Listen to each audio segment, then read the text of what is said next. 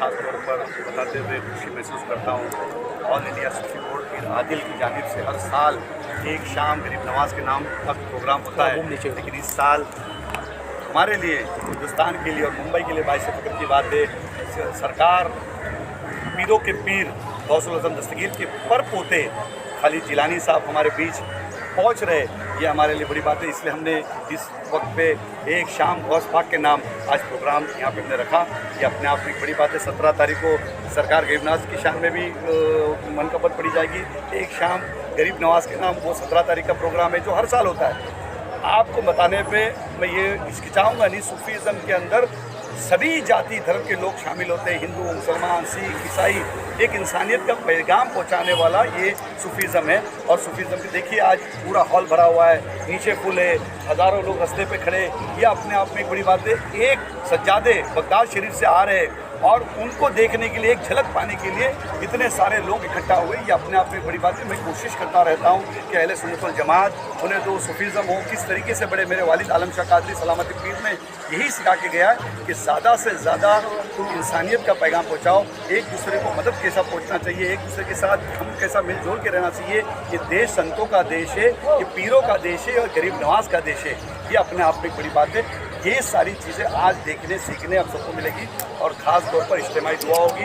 और खालिद जिलानी साहब अपनी बात, सूफीज़म की बात, गौसे दस्तगीर रहमतुल्लाह की बात, ये सारी बातें रखेगी। मैं कोशिश करते रहूँगा हमारी युवा पीढ़ी से कि ज़्यादातर लोग इधर पिछड़ जाते हैं ये सारी, लेकिन इसके ज़रिए लोग कवालियाँ होगी, लोग मनकबत पढ़ी जाएगी, गौस पाक की शान में मनकबत पढ़ी जा रही है और लोग झूम रहे। ये अपने आप में बड़ी बात है। और इस तरीके से सूफीज़म की तरफ में बहुत बड़े तम में युवा भी साथ में मेरे साथ जुड़ रहे हैं। और जिस तरीके से देखा जाएगा राजनीति में भी आप लगातार सक्रिय है।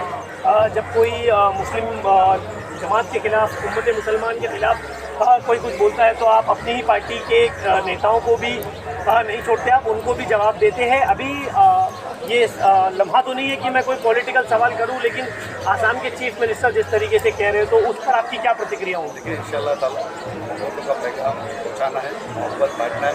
मोहब्बत दोगे तो मोहब्बत मिलेगी, नफरत दोगे तो नफरत मिलेगी। हम यहाँ पे मोहब्बत बांटने आए। इंशाअल्लाह ताला इज्तिमाई दुआ होगी।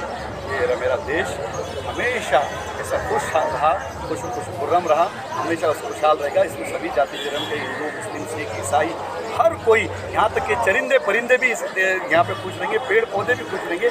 ये खास तौर पर दुआ होगी। तो ये सारी चीज़ें राजनीति चलती रहती है, उसके अंदर अपने को अभी फ़िलहाल ठीक नहीं है, लेकिन 100% आने वाला कल इस देश का उज्ज्वल है, अच्छा है, भविष्य इधर का अच्छा है, यहाँ के युवा पीढ़ियों का और देश के हर एक भारतीयों का भविष्य अच्छा है। मैं सभी लोगों को कहूँगा, अपने देश में मोहब्बत से रहो, प्यार से रहो और इस देश को किस तरीके से हम तरक्की की राह पे लेके जाते हैं उस पर काम करें। हाजी अरफात साहब, जिस तरीके से अभी आपने कहा कि ये देश साधु संतों का है, ये देश सूफियों का है, तो आप उम्मत मुसलमान को और पूरे हिंदुस्तान वासियों को क्या पैगाम देंगे इस प्रोग्राम के ज़रिए से?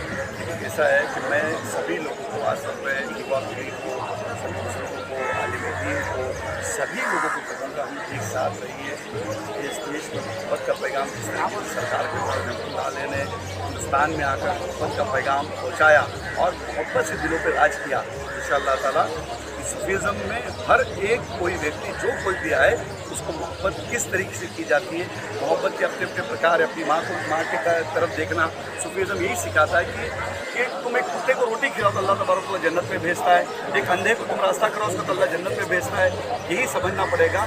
आँख मेरी देख कोई और रहा है, ज़बान मेरी बोल कोई और रहा है, कान मेरे जो है सुन कोई और रहा है, ये समझना पड़ेगा।